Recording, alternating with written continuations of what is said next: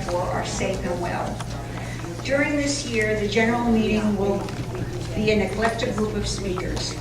This morning we have Deborah Rosenberg and Nancy Amar, who will discuss, illustrate, and answer questions on what has become a current topic: how to grandparent special needs children. The idea we must learn how to interact with our grandchildren may seem odd. However, the reality is 1 in 5 American children have issues, ranging from autism, attention deficit learning, and so on. I promise you, this is not a meeting of doom and gloom. Rather, one which will offer practical and doable information on the how-to. Deborah and Nancy will present ideas and thoughts on how we may negotiate what, for many of us, are uncharted waters. Deborah Rosenberg will be up first, or as her great-grandmother used to say, Deborah is coming up.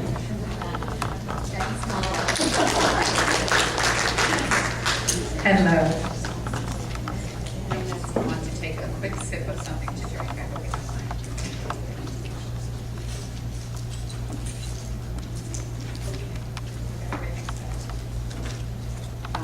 Nancy and I are really very happy to be here to talk to you about something that we are so passionate about, and that is about providing children and adults with autism and in the autistic spectrum the optimal tools and surroundings in order for them to be the best they can be.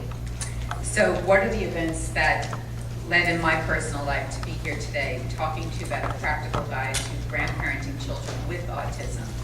I run an interior design company, and I'm also the proud mother of twin girls, Leah and Hannah. Thanks, Nan. This is them when they were about 5. They're now almost 18 years old.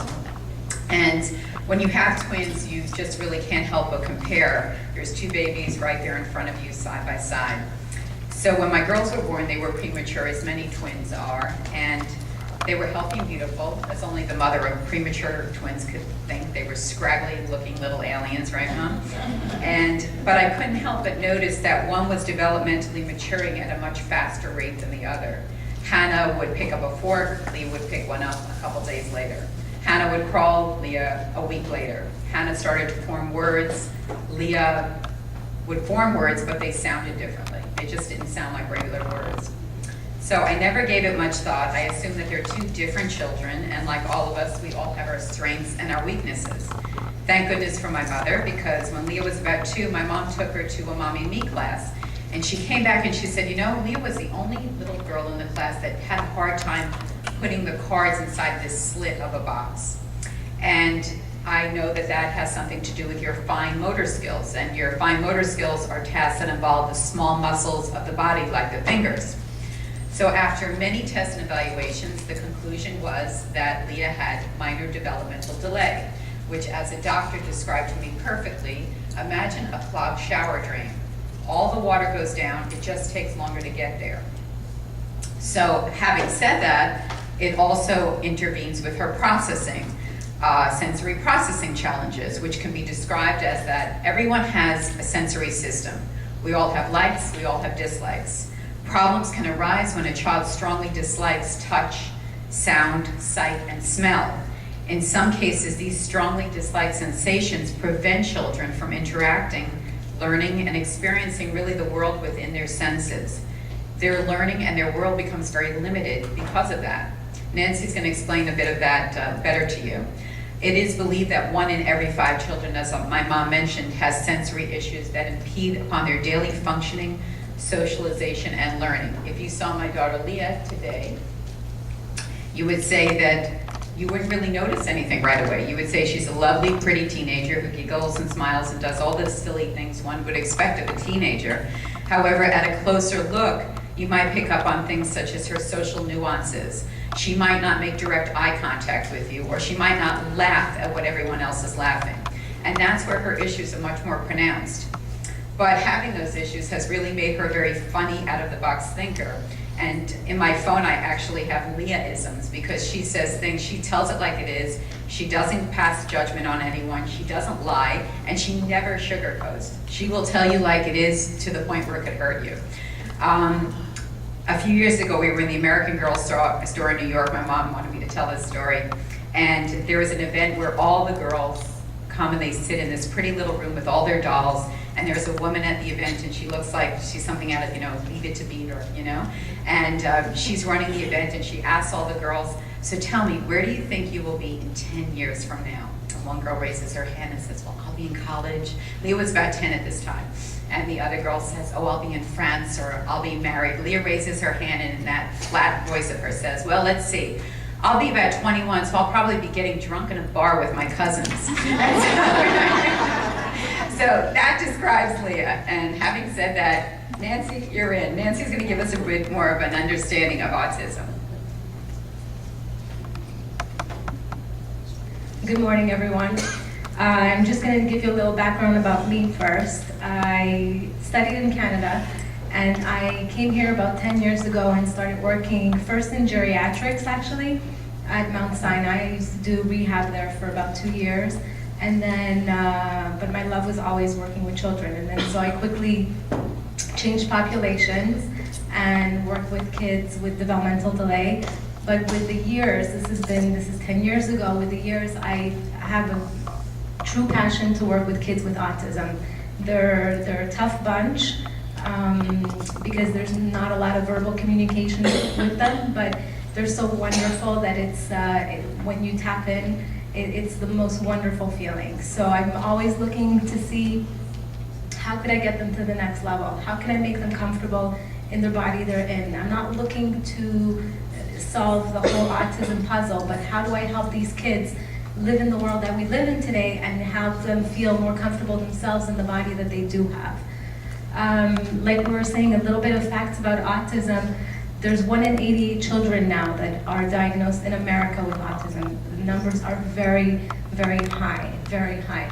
And 1 in 54 are boys. And those numbers keep growing for several reasons. The diagnosis is more, it is definitely more of a diagnosis that we see, but also they've been, because it's a spectrum, a lot of other types of symptoms that are grouped together will be put under the autism umbrella.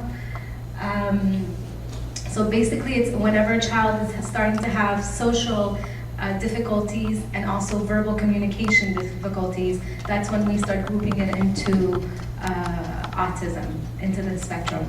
So the whole idea about, everybody asks, where does autism come from? What causes autism? What causes autism?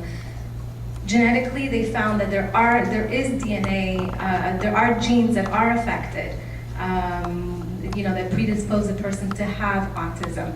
Maternal age is actually a big one, and also if a child loses oxygen either at birth or in utero.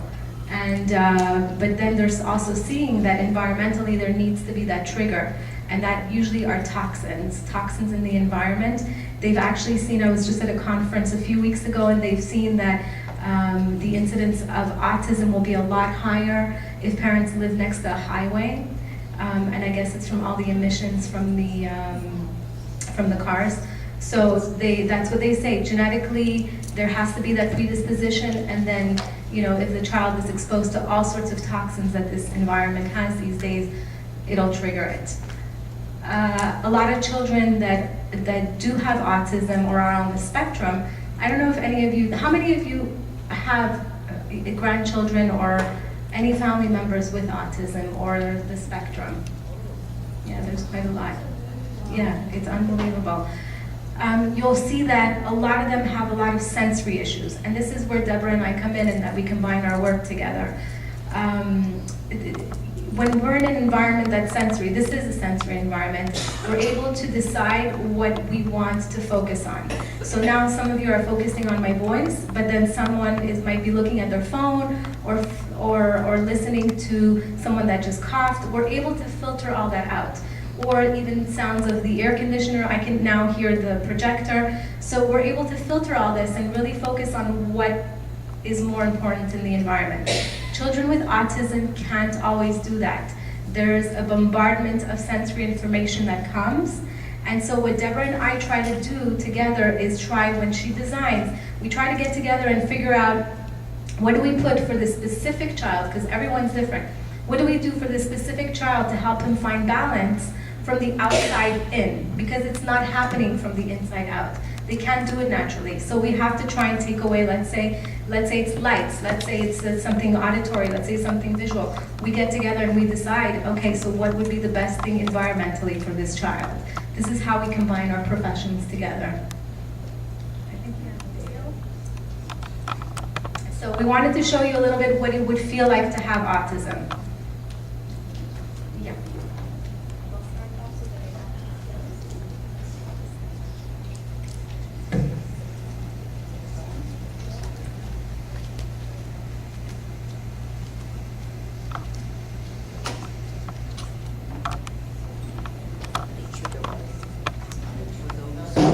Right now, as you sit in this room, it's very easy for you to focus on my voice and understand every word that I'm saying. For you, it's the only noise in the room. This is not how children with autism hear. They hear everything. Sounds that you may not even notice they hear. And they hear them all at the same volume. So as you listen to and are able to focus on my voice, they hear the fan blowing. They hear doors closing. They hear the waitstaff clearing tables. They hear the woman 10 feet away rummaging through her purse. They hear a fire truck outside. They hear people walking to their seats. They hear someone pouring a glass of water. They hear the wind. They hear a car alarm going off. They hear someone coughing. They hear a cell phone ringing. They hear a baby crying. If this is what your world sounded like every minute of every day, what would you do to cope? Would you run? Would you scream? Would you rock back and forth? Would you fight to get away? Would you jump up and down and flap your hands? Would you bite your cheek until it bled? Would you hit yourself in the neck? What would you do to make it stop? What would you do to make it stop? Our kids are always doing the best that they can, always, to cope with a world that they simply don't hear the same way that we do.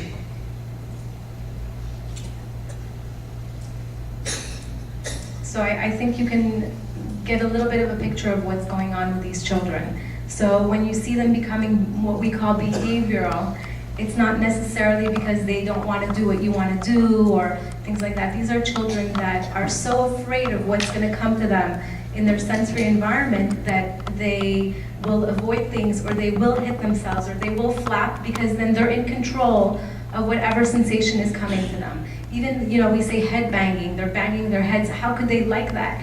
It's because if they have that going on in their heads, they prefer to have the head banging because they're controlling that sensation that's coming in.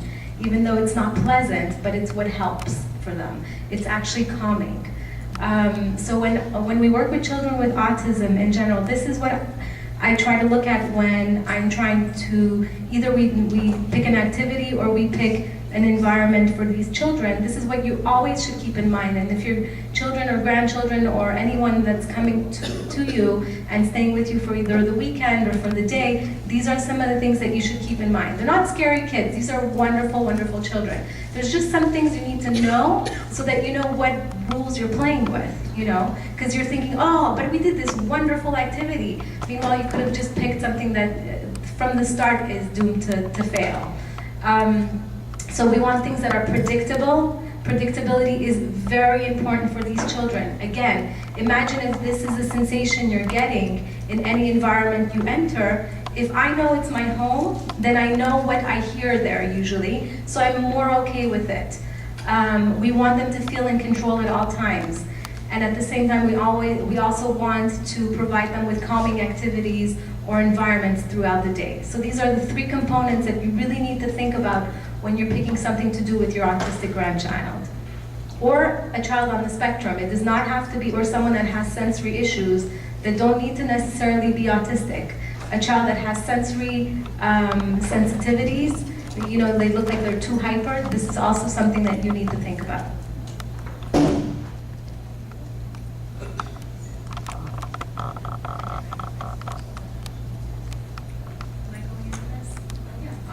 So let's talk about bedrooms. We look at the child's bedroom. If you have a grandchild coming to the home for the day or for the weekend, I broke it down into those three things again. A bedroom is usually a place where we want them to feel that it's their own space, their own little nest. You want to be able to create a little environment in the home where they could call it theirs. If they need to tune out, they can go there and relax. We want to give them predictability, so again, routine is the best thing for them. Routine, routine, routine, do not break out of a routine. Even though you think, oh, let's do something spontaneous, it'll be fun. Wrong idea. It's nice and creative and it seems wonderful, but that's where you'll get a breakdown. If it's predictable, if they know about it, if their parents told them about it during the week and they've prepared it in their minds, they'll be okay. But if they're not told about it and you decide at the last minute, oh, let's pick something to do, that's not gonna work. So establishing a bedtime routine is really important. Try to have items in the rooms, in the bedrooms, that are stuff that they already have at home. So maybe get 2 things of the same item. If they have something they really love at home that they use, think about incorporating it into the bedroom. Again, we want them to feel that they're in control. So these children work really well with rules. They need to know what we expect from them. Don't think that they know what's expected socially. This is where their issue is. Social issues are key to being autistic. So we have to be able to give them the rules, give them the expectations, and then they'll do a lot better. And then giving them choices. Choices are really nice because you don't want a robot either. So you want to give these children choices, but what I like to do is usually limit the amount of choices. Choices of 2 things. It's a lot easier than giving them something and being overwhelmed. And then, like we said, we want to do a lot of calming items in the bedroom, weighted items and things like that. Deborah will get into all the design stuff that we like to put in the bedroom. But think about calming activities, calming items, calming environments. So, just so you know, autism is more common than multiple sclerosis, cystic fibrosis, or childhood cancer, and it's considered the fastest growing developmental disorder in the US. So let's talk about organizing a child with autism's environment in order to organize them. So our senses tell us about our surroundings and influence our reactions. In time, they mold our personality, and they are really what we are. The root philosophy is that everyone is affected by their environment. Try lighting a candle at dinner. The mood of the space changes, and the mood of your body changes, and your psychology, that your head changes. So that's what sensory spaces really are all about. And an interesting fact is that the simple idea of sensory spaces were developed in Holland, where pioneers of sensory design successfully used music, aroma, and colored light to improve the behavior of challenged patients in their padded cells. And that's how all of this began.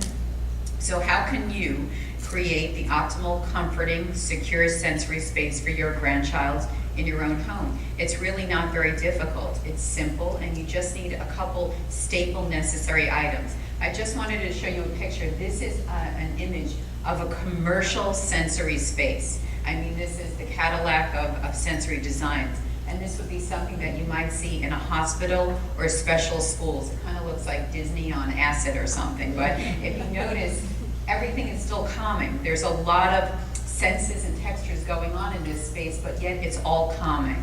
So how do you transfer that into your own home? So if your husband isn't handy and can't do that on the weekend, you know, we have ideas. I am a lover of nooks. Nooks are great. And you can make a nook anywhere in your home. And the psychology actually behind nooks is that they say that we all love to be in very tight spaces because it reminds us, our body, of being in the womb. So we feel very secure, comforting, and tight.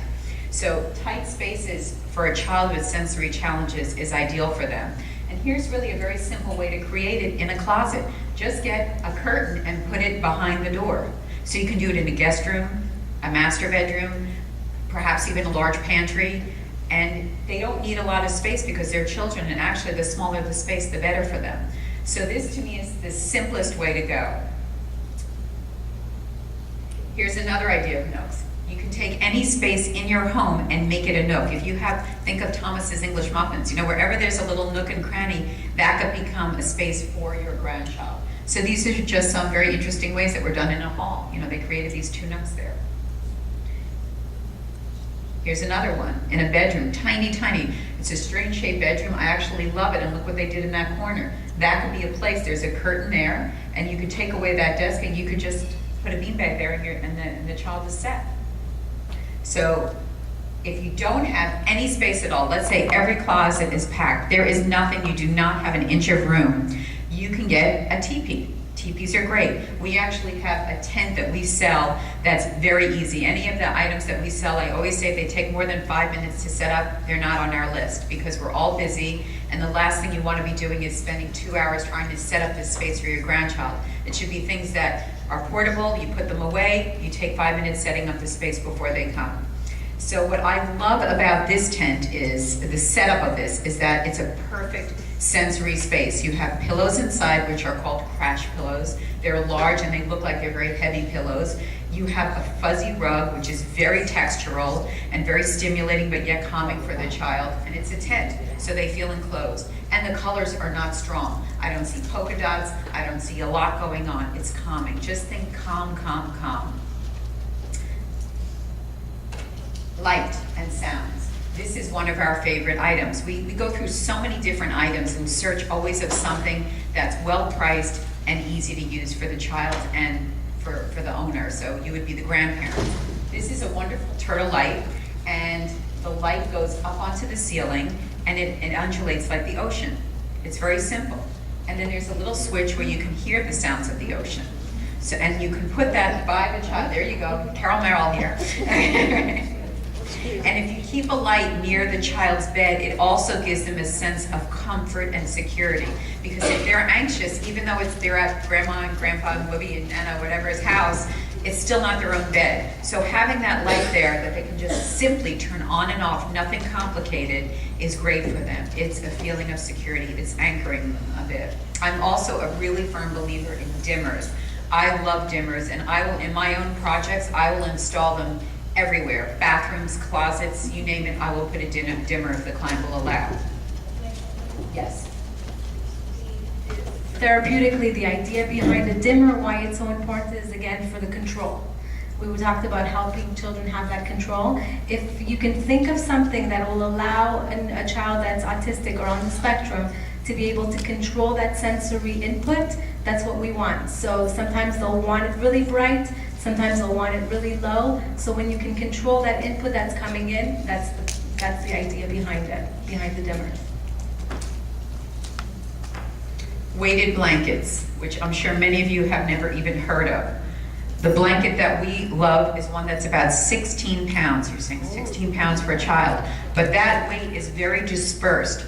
They sell blankets. The whole idea behind weighted blankets is, imagine when you go to a great hotel and the bedding is really heavy, or even in your own home, you feel that heaviness upon your body and it feels so good.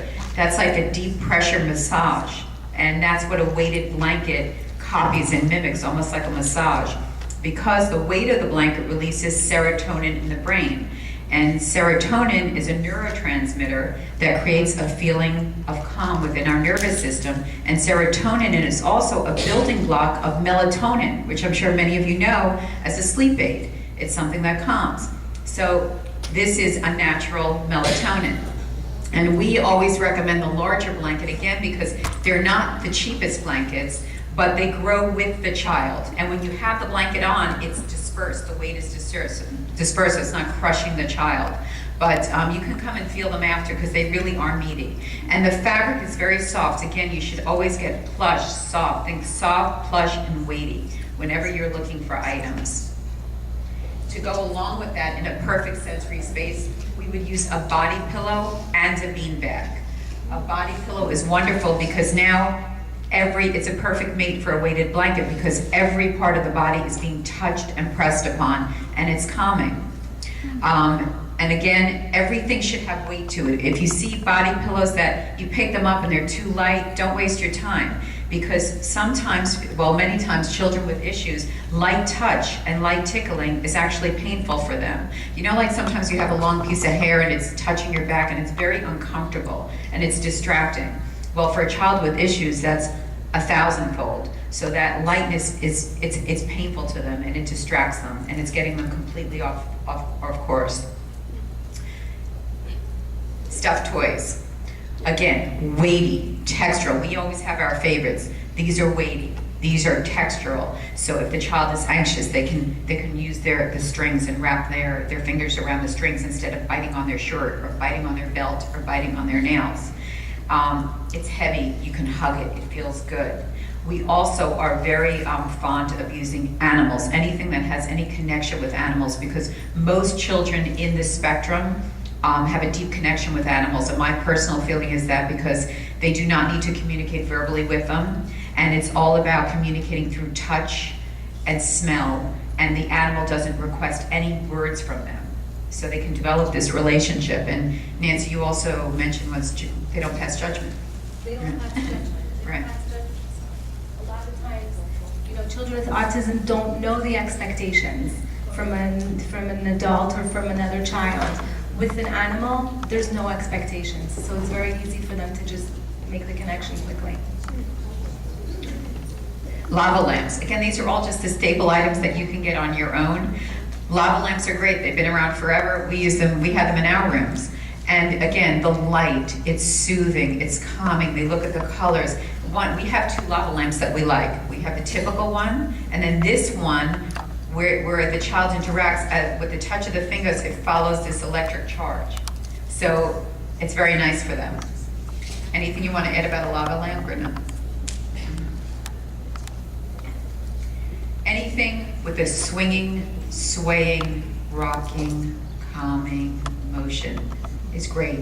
Rocking chairs, any kind of rocking chair. Nance, anything about a rocking chair or no? The idea behind rocking, actually, we use it in therapy different ways, either to calm a child or to arouse a child. We can do actually both things. If it's something that's linear and that's always like a pendulum, it's pendular, it's just going back and forth, that will be very calming. If we want to have a child, the ones that have low tone or children that, are not very aroused, we'll actually put them on the swing, but then we'll do a lot of rotating motions, back and forth, and that arouses the system. But in a bedroom, when we want them to calm, this is a wonderful way to do it. Now, if by any chance you're going to consider redoing your space, you're saying, we need to repaint the guest bedroom or the den, and you're thinking about your grandchild in mind, think solid colors, soft, soothing. Again, nothing with busy patterns. I always, to this day, even with all my clients, I incorporate sensory design. I just don't discuss it with them. So when I even go to a high-end showroom in Dakota, I will take the fabric and put it on my face, because to me it's important that it feel good on the body. And so it's the same clearly with children with challenges. So this to me, I saw this image, I'm like, this is a great space because it's very neutral. There's a light by the bed, it's calming. There's a nice cushy rug, so when they wake up in the morning, they have something soft to put their feet on, not a cold floor, because all of that is exacerbated, And then this is another idea. This is actually a space I did. There were 3 girls in this space. One of them has issues. So I had to make the space very calming for the child, but yet conducive for everyone, 2, 3 girls with hormones all in one small space together. Okay. And then placement. Always can you see? I don't know where to stand. Is this better? Okay. Always get the child's perspective. Sit on the floor, lie on the bed, listen, smell. Use all your senses, especially for a child with challenges, because whatever you're feeling, they're feeling 100-fold, 1,000-fold. So as far as the placement of the bed, try not to place a bed where they can see the window, because that can be very distracting to them and very arousing to them. So you should also always place a bed where it can face the door, because that's very comforting and relaxing.